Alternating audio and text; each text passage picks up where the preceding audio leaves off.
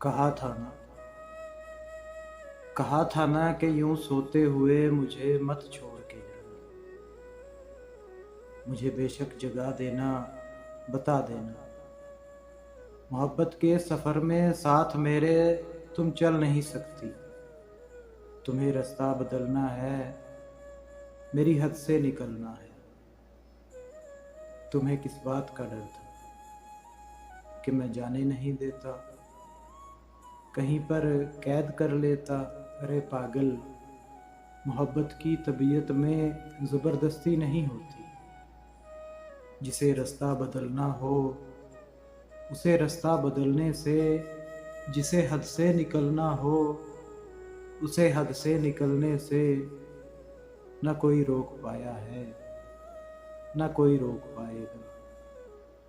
तो तुम्हें किस बात का डर था? मुझे बेशक जगा देते, मैं तुमको देख ही लेता। तुम्हें कोई दुआ देता, कम से कम यूं तो ना होता।